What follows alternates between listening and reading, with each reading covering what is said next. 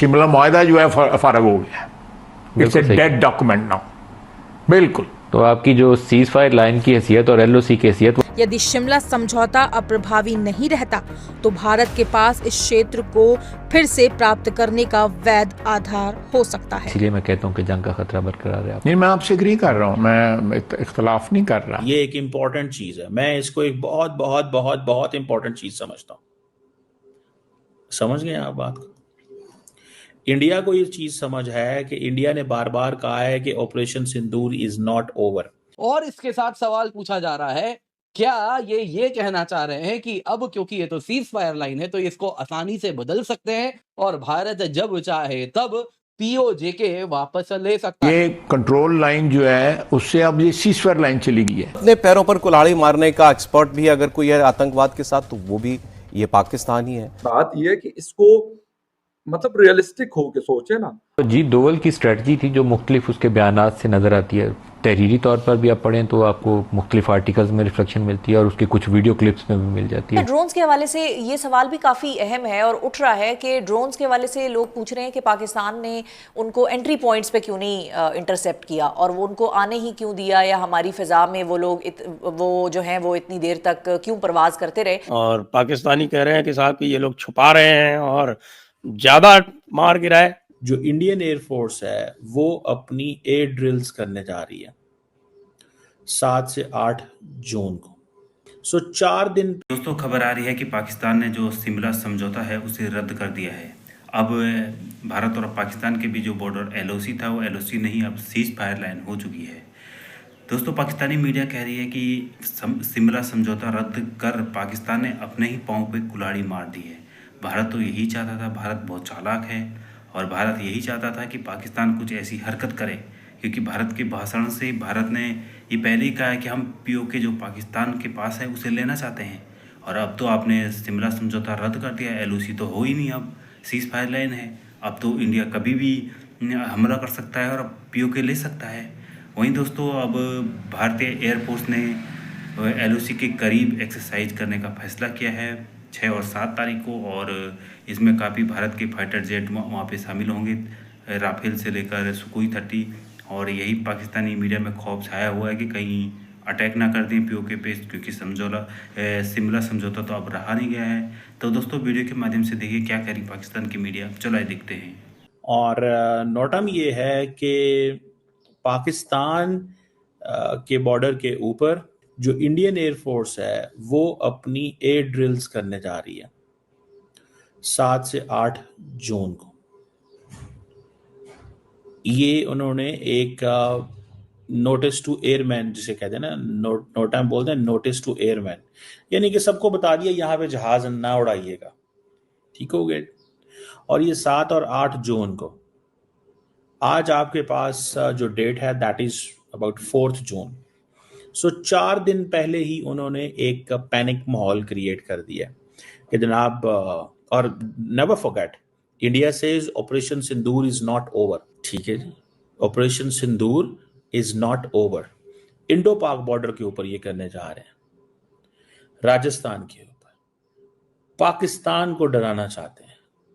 3:30 बजे 7 जून को 3:30 बजे, I think that is a day when there is Eid है पाकिस्तान के अंदर, और 3:30 बजे शुरू होगी और रात को 9:30 बजे ये एयर एक्सरसाइजेज होंगी। ठीक है ना जी। 3:30 बजे 7 तारीख को, और जो 8 जून को 9:30 बजे होंगे। ठीक है जी। एयर स्पेस बंद कर दी गई है। मसला क्या है?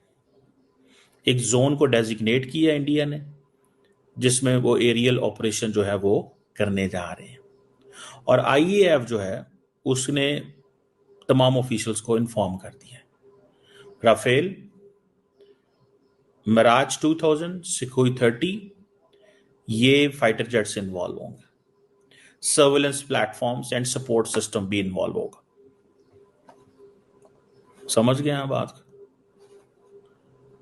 ये भी होगा, इन्वॉल्व होगा। That is an important thing. ये एक इंपॉर्टेंट चीज है, मैं इसको एक बहुत बहुत बहुत बहुत इंपॉर्टेंट चीज समझता हूं।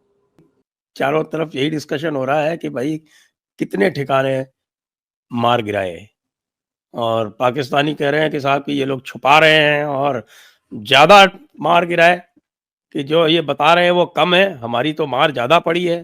तो what is the reality? The flavor of the season और the force in action and चर्चा के अंदर जो है वो है इंडियन एयरफोर्स, बिकॉज 90 आवर्स के अंदर जो काम इंडियन एयरफोर्स ने किया है क्रॉस पाकिस्तान, लेंथ और डेप्थ, तरह तरह के टारगेट्स को अटैक किया गया है। और जैसे आपने सही कहा कि पाकिस्तानी कह रहे हैं कि आप तो कम बता रहे हो, सच में 8-10 और टारगेट्स उन्होंने सुना दिए हैं जो वो कह रहे हैं कि हमने अटैक किए। हालांकि हमारी जो पोजीशन है वो हमने बताई है। आहिस्ता आहिस्ता और भी डिटेल्स निकलेंगी। और जैसे आपने कहा टारगेट्स जो हमारा पहली रात अर्ली मॉर्निंग का जो टारगेट्स थे, 7th अर्ली मॉर्निंग के जो टारगेट्स थे वो तो टेररिस्ट टारगेट्स थे। लोग कहते हैं 9 टारगेट्स, एक्चुअली 9 प्लेसेस थी, 14 टारगेट्स थे, तो इसलिए एक कई जगह में मोर देन 1 टारगेट था। और किस तरह के हमने टारगेट लिए, कौन कौन सी टेरर ऑर्गेनाइजेशन जिन्होंने हमारे देश में कितनी दहशत फैला रखी थी, जैसे सवाई नाला कैंप जो है मुजफ्फराबाद में, ये ट्रेनिंग सेंटर था तैयबा का, और इन्होंने टेररिस्ट अटैक किए थे इंडिया में अक्टूबर 2024 में सोनमर्ग में, और उन्होंने फिर अटैक किया गुलमर्ग में, और फिर पहलगाम अटैक में भी उनका फुटप्रिंट था, उन्होंने ही ट्रेनिंग की थी। और फिर हमने स्वेदना बिलाल कैंप जो मुजफ्फराबाद में है वहां पे अटैक किया।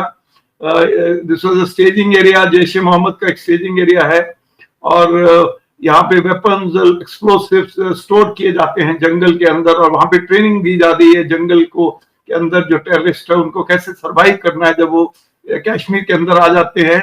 और उसके बाद गुलपुर कैंप है कोटली में, जिसके अंदर बेस कैंप था LET का, जहाँ पे उन्होंने राजौरी और पुंछ इलाके में बहुत एक्टिव थे। जम्मू एरिया में भी उनके दहशत फैलाने का इंटरेस्ट था, और उन्होंने अटैक किया था पुंछ में 2023 में, और फिर 24 में भी उन्होंने वहां पे अटैक किया था। तो उसका एक टेररिस्ट ट्रेनिंग सेंटर था, उसको हमने अटैक किया। और फिर हमने किया बरनाला कैंप जो भिम्बर में है, this was also weapons handling, यहाँ पे एक्सप्लोसिव को हैंडल करना और जंगल वॉरफेयर की ट्रेनिंग दी जाती थी, ये उनका एक कैंप था। और जो 5वां हमने POK के अंदर, पाकिस्तान ऑक्युपाइड JNK के अंदर हमने किया वो था अब्बास कैंप इन कोटली, एक फिरदहीन कैंप था LET का, एंड यहाँ पे वो प्रिपेयर करते थे लॉन्च करने के लिए